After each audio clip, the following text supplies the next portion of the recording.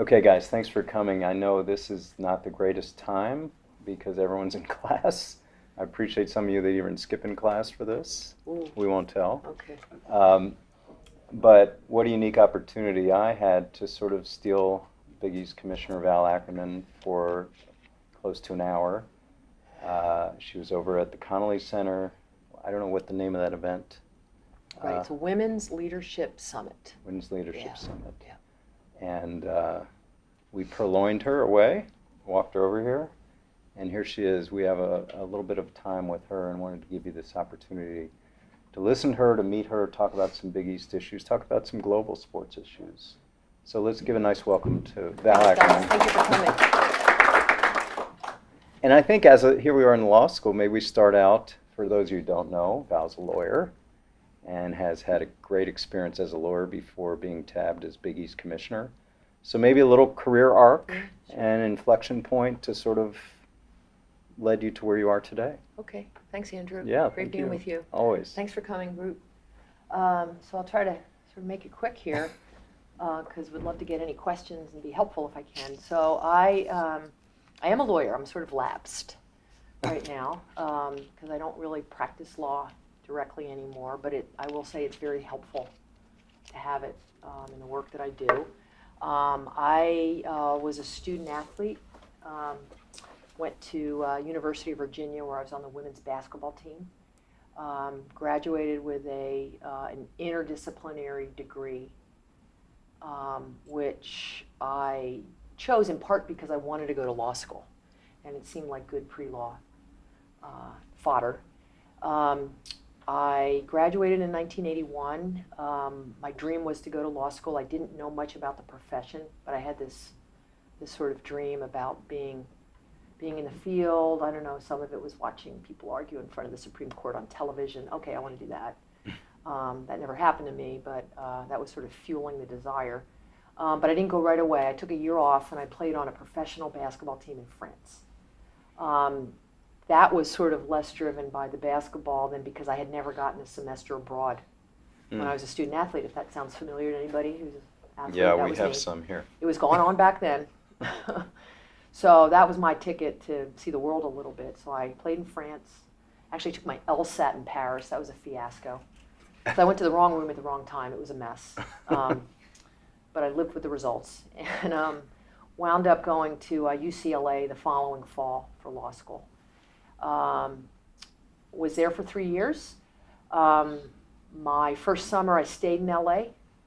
I worked actually for an accounting firm because my uncle was a businessman, had connections was then Ernst & Winnie, now it's Ernst & Young now. My second summer I worked at a firm in New York, which Rogers & Wells, which I think got taken over by Clifford Chance. Right. And then when I was in my third year at law school, I really wanted to combine sports and the law. I wanted to sort of bring that back together. And I was telling my colleagues who kindly walked me over in the rain, I just applied everywhere and I couldn't get a job. I mean, no one wanted to hire someone who hadn't had any experience practicing. So the job I was offered and took was with Simpson Thacher and Bartlett, which is a big firm, of course, in New York. I joined the corporate department with a plan to do a year in corporate and then switch over to litigation because I wasn't sure which one I wanted to do. I wound up spending 2 years. Corporate was actually corporate banking. So I spent 2 years there and sort of life got in the way. I met my husband to be at the firm. He was a tax guy. And we decided to get married. And actually the firm didn't want married couples there. So he stayed and I left. But it was fine because I was ready to keep moving.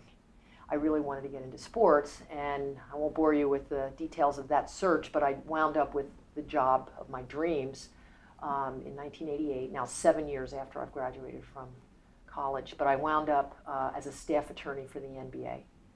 I got hired by the general counsel at the time, Gary Bettman. He's now the commissioner of the National Hockey League, still a friend and mentor for me. The legal department had 4 people. There was 3 and then me, so I was the 4th lawyer. So it was a small shop we had. And, I just started doing sort of the bottom of the department work. Within about a year, the company at that time was quite small. NBA at that time was less than 100 people, believe it or not. Mm. And then when I started, David Stern, who retired almost 3 years ago, 3 years ago, he grew the company pretty impressively after I started. When I started, he was in his 4th year as commissioner. And then things just started to take off.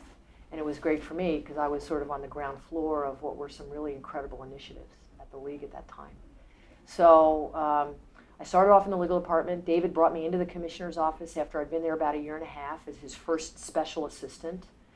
Adam Silver actually replaced me in that role eventually. I moved on and did other things.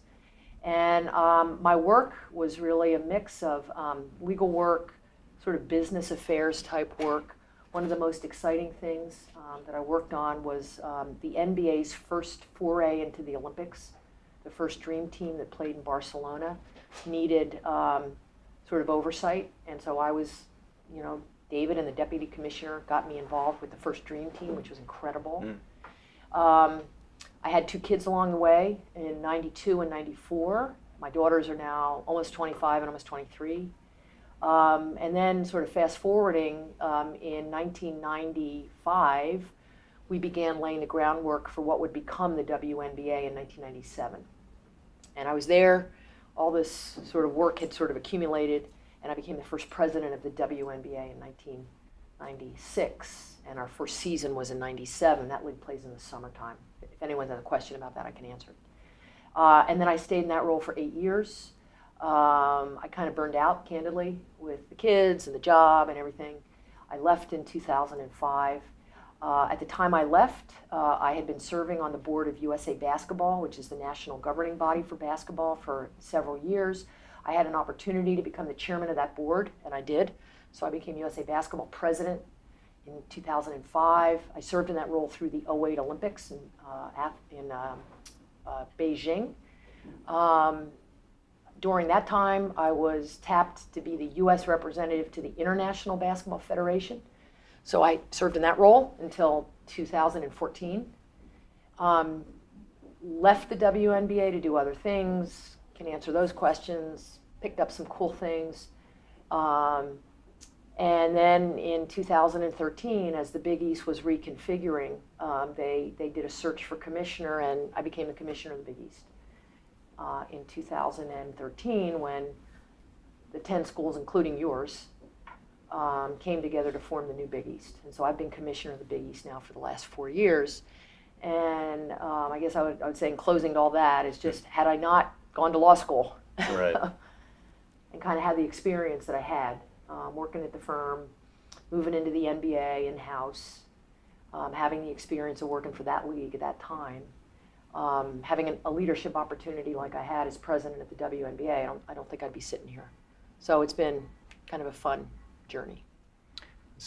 Before we get to Big East, stay with WNBA. Val and I met. Those of you know I was an agent. Many of you may not know I was an agent for a lot of women's basketball players. And we met when I had a player named Tisha Penicheiro, who was being recruited by 2 leagues. We actually had we had leverage because it was called the ABL, American Basketball League. And Tisha was a superstar player coming out of college, Old Dominion, kind of a really fancy point guard. Lady Magic. Lady Magic. Kind of a Lady Magic, yeah. Behind the back passes, through the legs, the whole deal. And so we were invited, an audience with Val Ackerman and David Stern as a recruiting Val, and it worked. We turned down a lot more money from the ABL.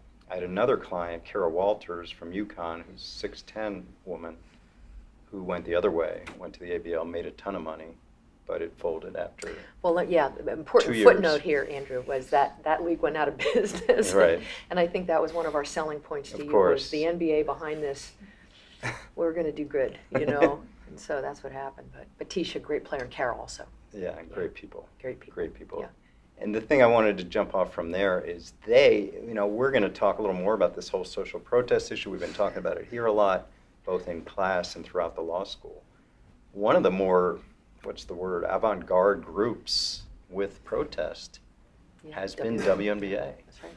And sort of, I guess, your thoughts on seeing that, Commissioner Silver allowing that, dealing with it, trying to massage it. Before we even talk about men's players in other sports, they were kind of the leader Happy with Black Lives Matter, with the whole thing going at the beginning 2-3 years ago. So there's it's an interesting tension Yeah. between the First Amendment, rights of expression, and then sort of what an employer wants to see, does not want to see in the workplace setting. Right. And I think it's playing out in a major way with the NFL, the NBA, signs of it, WNBA, of course, to your point, has sort of taken, the WNBA players seem to want to really make a statement here, Right. and have. We've been dealing with it a little bit in college basketball, not nearly as much. Probably the highest profile case of a college basketball protest that really amounted to something was the University of Missouri Right. case. Was that now 2 years ago? Yeah, for the people who 2015? don't know, there was a hunger strike going on in Missouri that didn't get any attention, really, until the football players got behind it. And basically said, they had a game the coming weekend. It was against, I think, BYU. Mm-hmm. Missouri obviously plays in the SEC, big-time football program, tense interest there. They had a big game coming up on campus, and the football team, after this, there was sort of a modest protest going on campus involving regular students. Yeah. And then the football team came in and said, you know what, we're with them, and if you don't do what they're saying, we're not playing this weekend. And it literally brought the university to its knees. It resulted in the resignation Right. of the system president and the chancellor of the school. So it was very impactful. Drove home the power of sports, frankly, the leverage of the student athletes. So that was monumental. And if you're studying this, you should take a look at that, the fact set there and how the chronology. I mean, politically, I'll just be candid, I'm liberal. And so when I sort of see what's happening, it doesn't bother me. I think the right answer is to allow the expression. And so I think that sort of was the NFL's view to begin with. And it's very interesting now to see what's happening because it seems like their business is beginning to take a bit of a hit. This was actually, in sports trades I'm reading, this is now like surfacing. That in stadium sales are down in some cases, maybe ratings are down a little bit. The NFL has never seen this. Mm-hmm. I mean, the NFL is like the king of the hill in sports. I mean, the revenues they generate, the visibility, the ratings, the Super Bowl being basically a national holiday is pretty real. And so for their business to be affected in this way because of this sequence of events in the last, 6 weeks, it's pretty remarkable. So I think Commissioner Goodell and the owners do have some decisions to make and maybe have. I haven't been following some of the latest closely enough.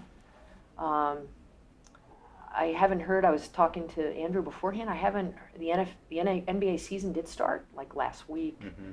I haven't heard about anything. I think the NBA does have a rule about standing.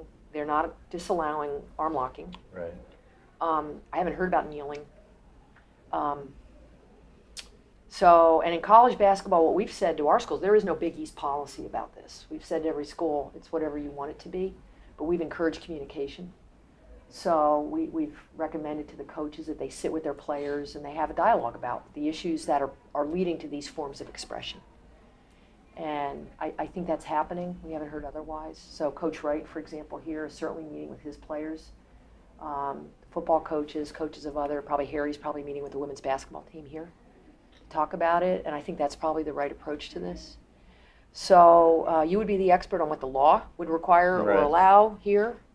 But again, it is, I think, an interesting question about what's allowed in the workplace. Right.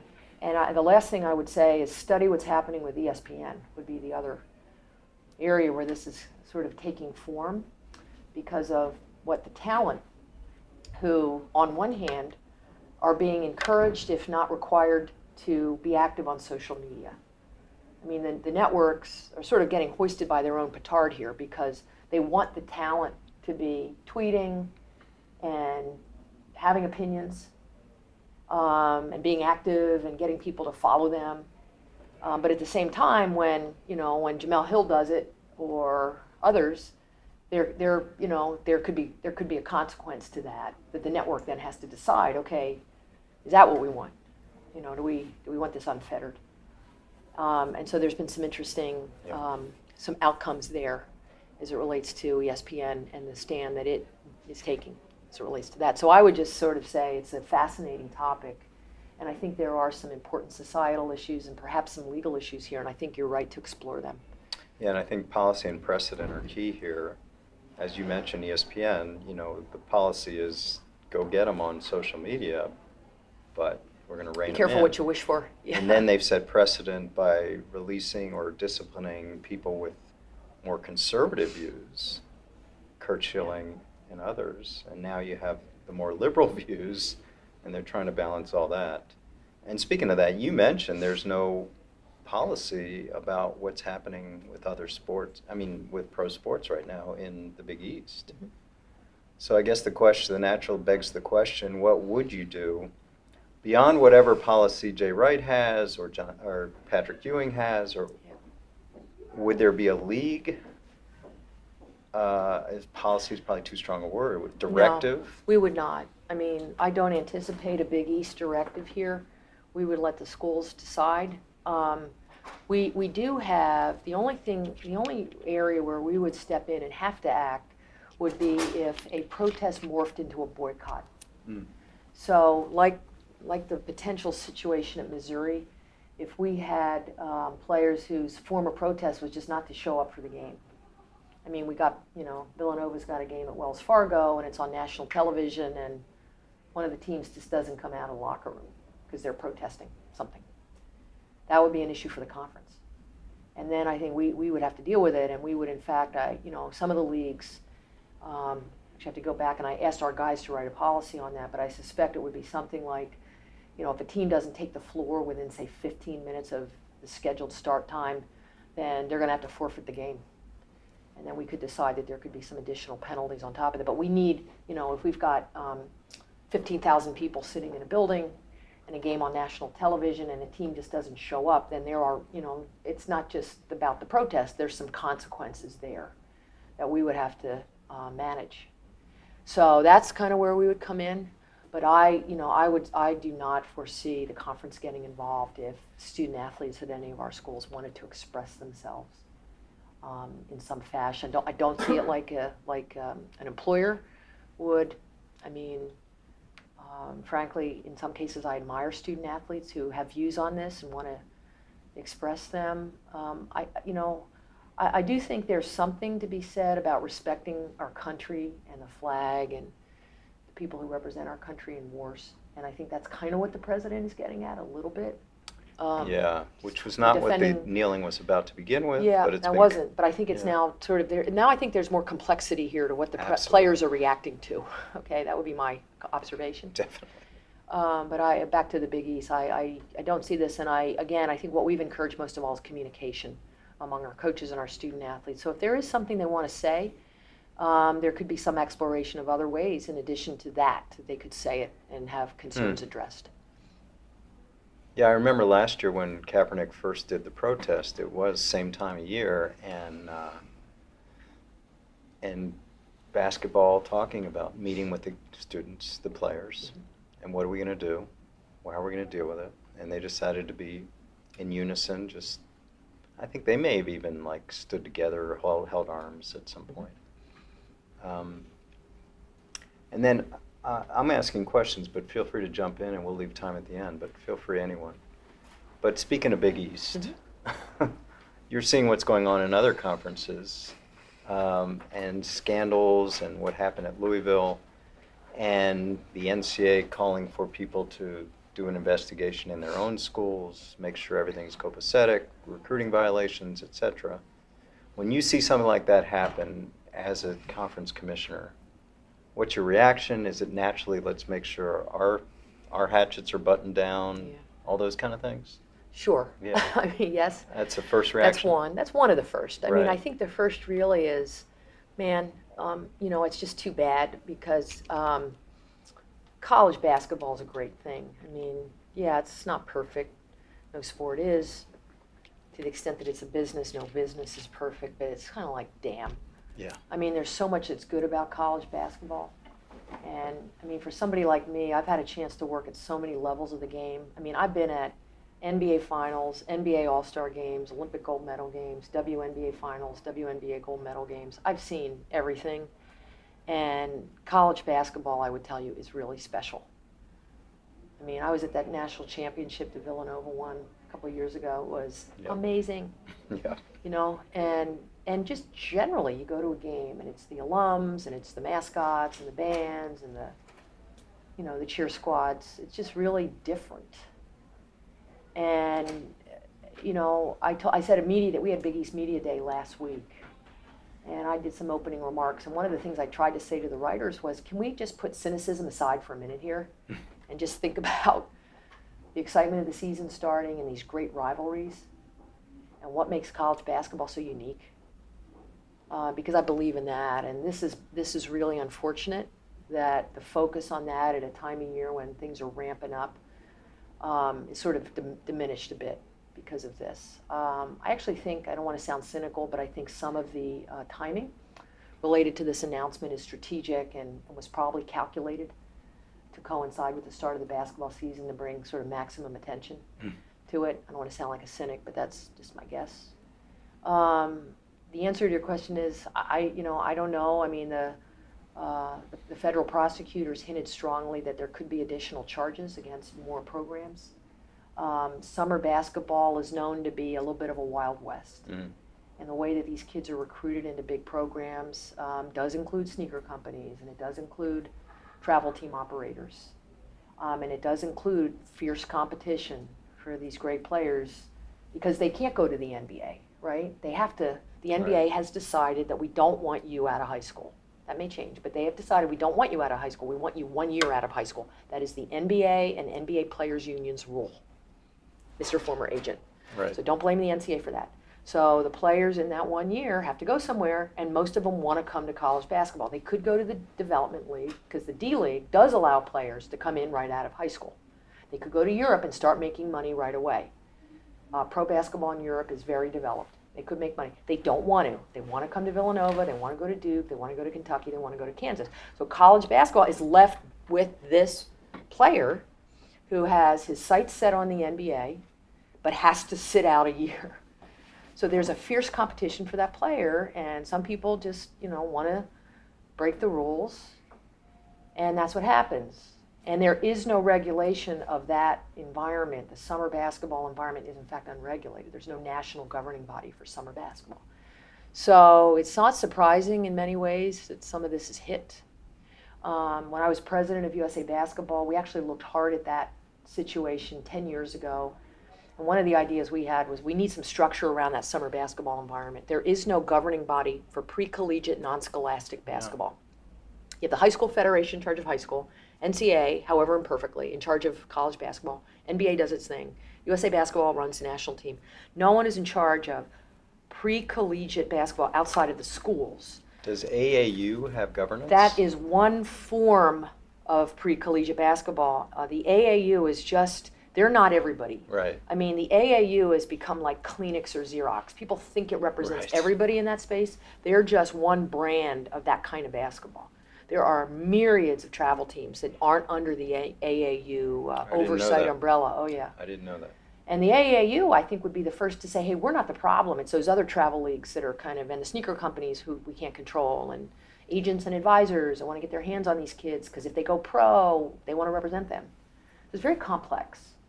And I think this is a good clarion call for people in basketball to kind of come together and maybe figure out some solutions. It's overdue in my judgment.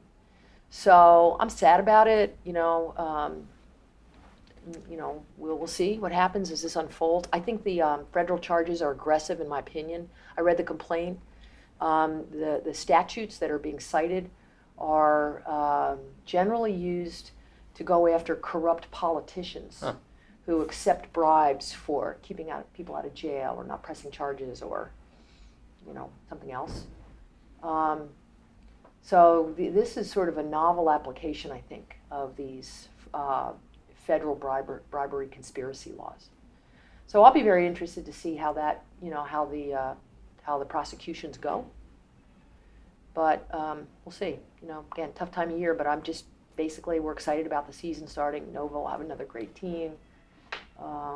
Big East should do really well again this year. So it's actually like the best time of year. Yeah. Many ways. And you're right, it has focused, in a weird way, it's focused more attention on the sport. And obviously a lot of it's Louisville and Patino, but it's the sport in general. We have a question here. My name is Khalil Wilkes. Hello there. Here. Khalil's from my alma mater, Stanford. Yay. He was the center there, Yep. snapping to Andrew Luck. Great. Yeah. I know Oliver.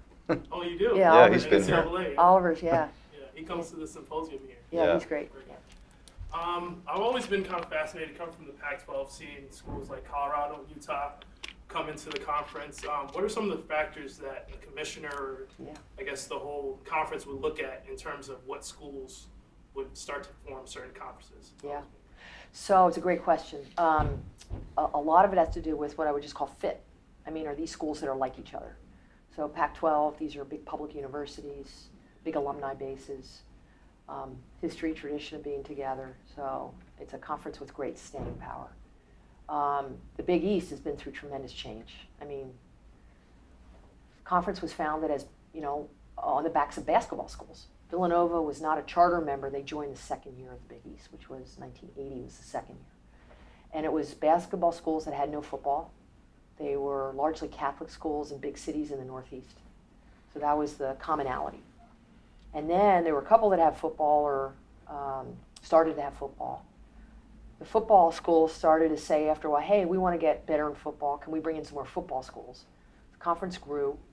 And by the time it just started dissolving, the football schools had more or less overtaken the basketball schools in terms of dominating the agenda. Schools such as? Syracuse, Rutgers, Pitt, Notre Dame, Virginia Tech, Boston College, Miami. There were 9 schools, football-driven, that pulled out of the old Big East over about a 5 or 6 year period. And so these basketball schools, like Villanova, Georgetown, St. John's, Providence College, were kind of left behind in 2012 with these sort of defections saying, wait a minute, we got to do something. Mm. And that's when they made the decision to sort of regroup, again, fit with each other.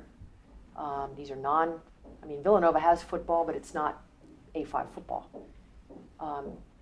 Joined 3 other schools, also basketball schools, Butler, Creighton, Xavier, to come back together as the Big East. They negotiated with the old league to keep the name, got a television agreement with Fox, which was looking for programming for Fox Sports 1, and importantly, kept the men's basketball tournament at Madison Square Garden. So that became the new Big East, and we're now 10, and sort of happily so, because this division of interest that had basically wrecked the old Big East sort of is in the rearview mirror. So the question is, might we add more schools? We could, but it would have to be on fit. It would have to be, basketball would be really important for this group of schools. Anybody we add has to be really serious about basketball.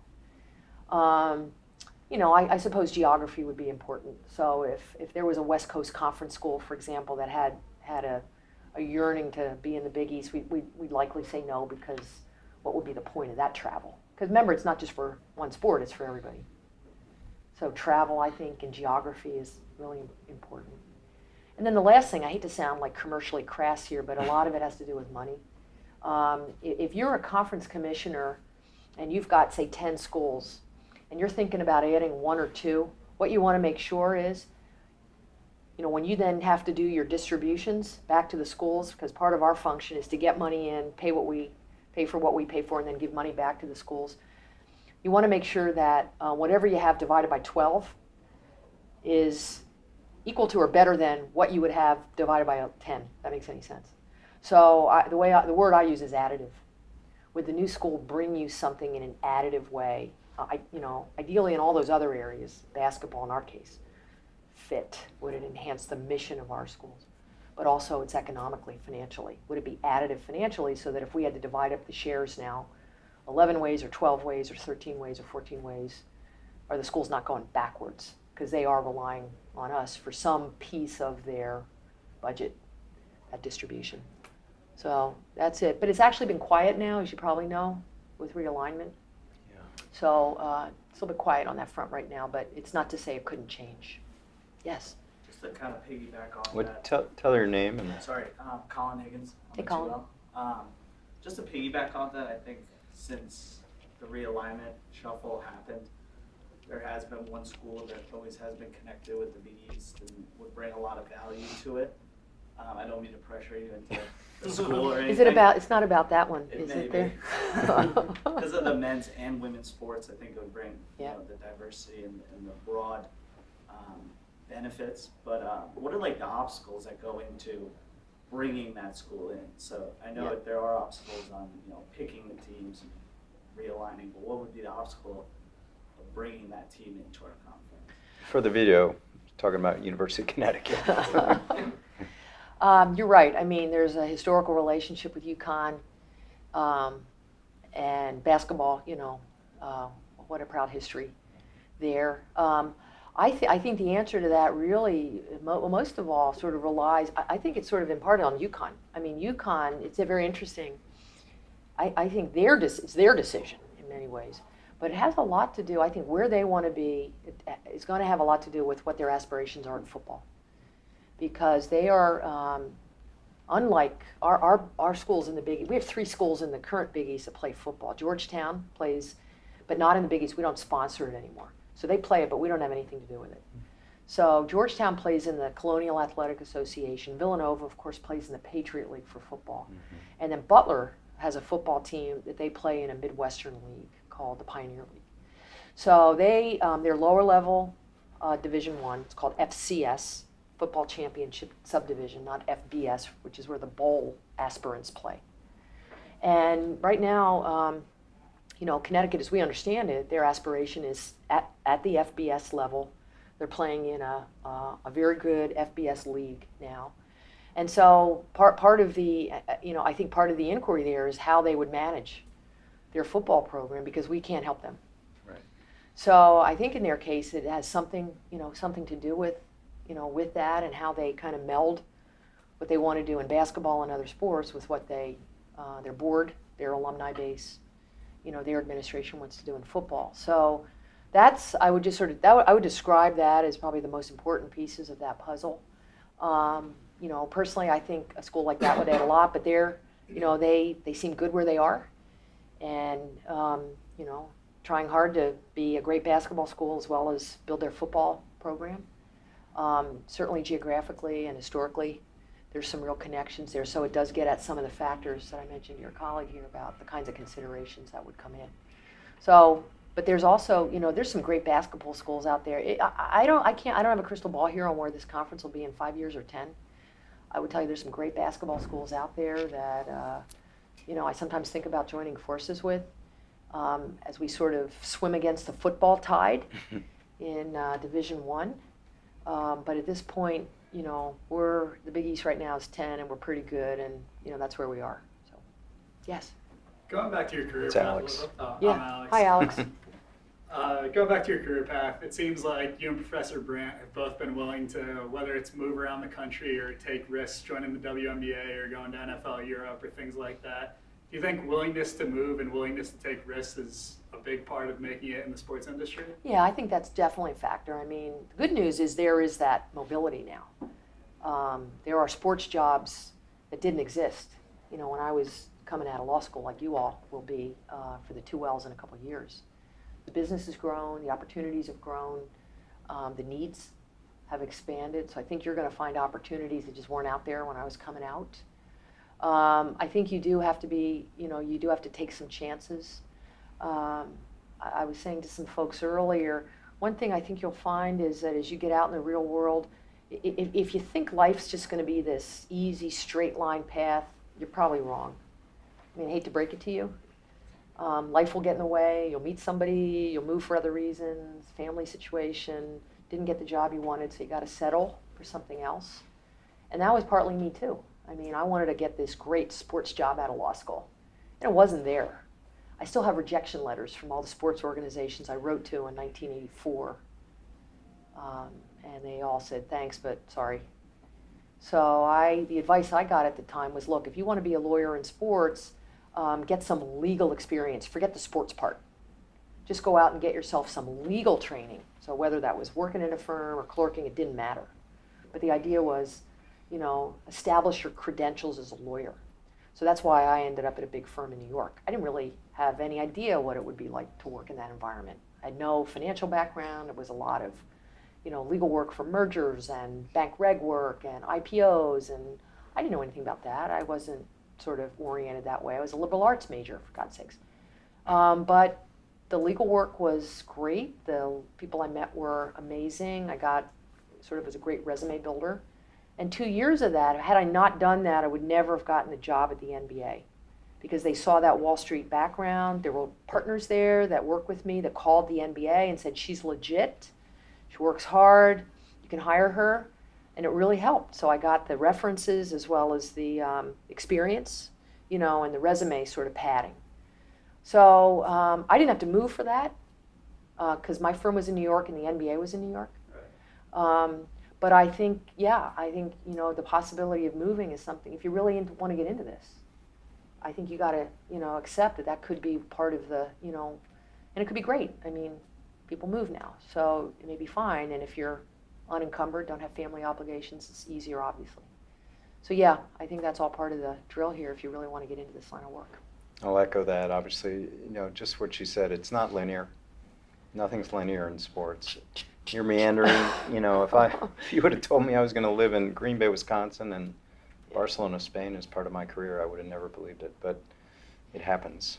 And frankly, when I left the WNBA, that was a hard decision in Yeah. many ways. I mean, I was giving up a dream. Talk about a dream job. That was a hard discussion. I mean, David Stern didn't believe me. He was like, really? I mean, are you serious? I'm like, I'm really tired. But I left and I just took a chance. I mean, I never dreamed I'd have this job. This just sort of happened. It coincided with my youngest daughter going off to college. So, I didn't feel, part of the reason I left the WNBA was because I wasn't home so much. So you got to, that's life, guys. You got to figure out how to work your work. All the pieces of your life have to sort of fit together. And law doesn't make it easy. It's a demanding profession. And frankly, you have it harder than I did because of these devices. Right. Because back in the day, clients weren't sending you emails at midnight saying, I'd like to have an answer on this in the morning, please. And now that's what I do. I'm telling our lawyers, hey, can I get this in the morning, please? But we didn't have that back in the day. You could duck this. And I don't mean that in an irresponsible way. It just was a slower pace. And now, you all are dealing with, because of technology, just a go, go, go. So, it does make it more demanding, and you have to just manage that with how you live your life, how you spend your time, your energy levels, getting balance in your life, having time to recharge. That's frankly one of the harder parts of working in this job. It's just the battery recharging. Because weekends, we're on the go all the time. Right. Yes. Jason Cannon, Yeah, Jason. 2-0. You mentioned before that high school players do have the option to go to the NBA's developmental league before the NBA, and I feel like we never hear about that. It's true. The NBA just got a big sponsor for the league, the G League now, it's Gatorade. Do you think with the way they're considering reshaping their policy, potentially larger compensations for players that go to the G League, that it'll affect the college game at all in a larger scope, because high school players will see a profitable way to... Yeah. Well, the salaries aren't huge. They are putting more money into salaries. For players who are so-called two-way players, have you guys studied this? They can go from... They can. You NBA cannot to- be. Yeah, you can go from a D League to. It was. G League. Sorry.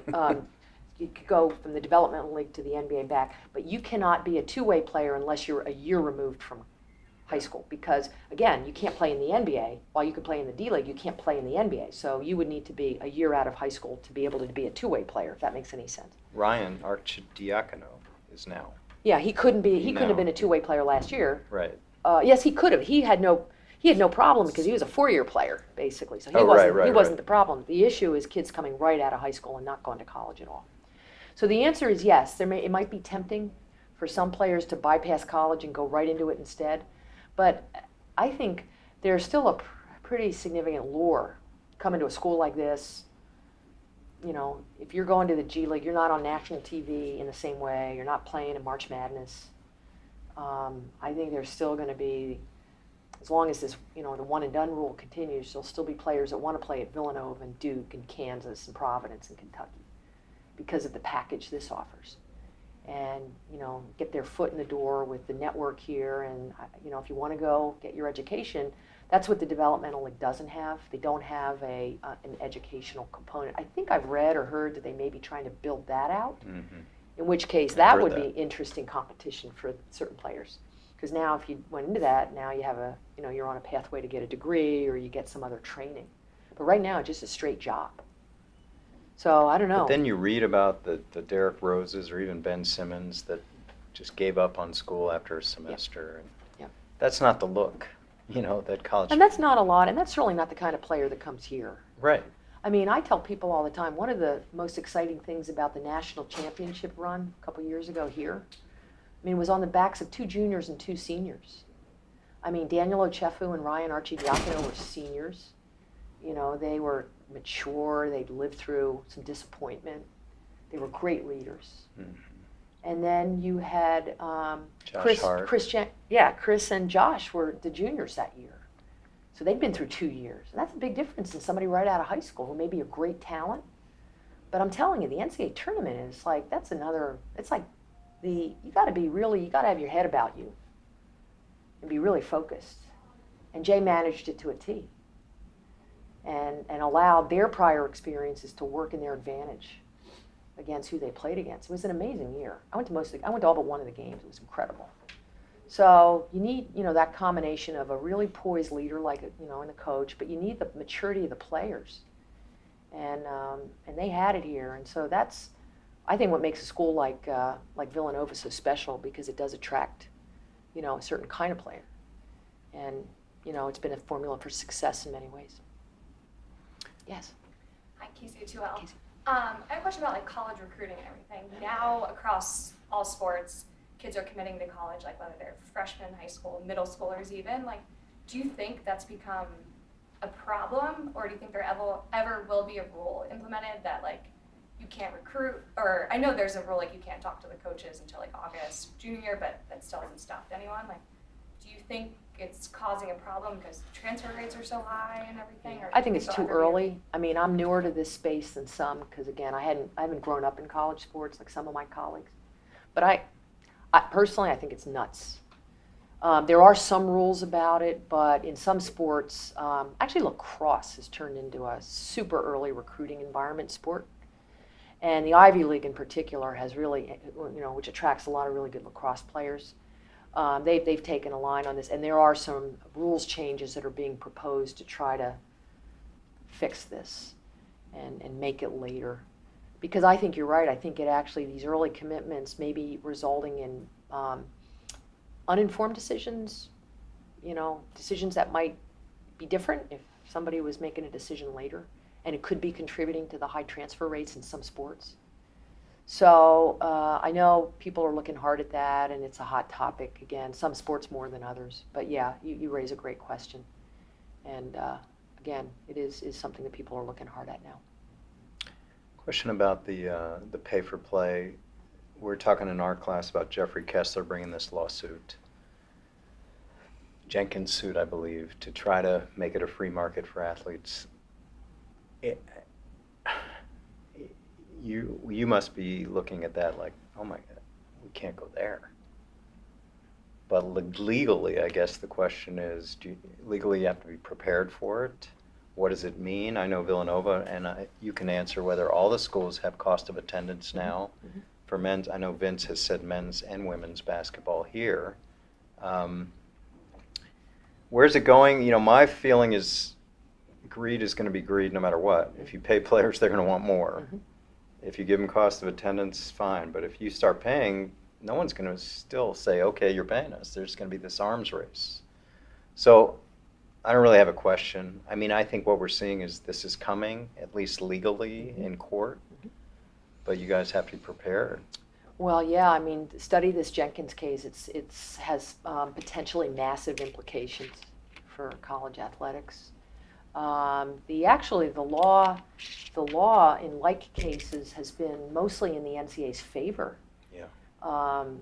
The O'Bannon case, which the Supreme Court elected not to hear, was actually neither the plaintiffs nor the defendants were particularly happy, and it's sort of interesting. It was an interesting ruling because the panel there ruled that the NCAA was in violation of antitrust laws, but that scholarship plus cost of attendance, and cost of attendance is a federally pegged number, it varies from school to school, it's a few $1,000s to pay for what's not covered by a scholarship.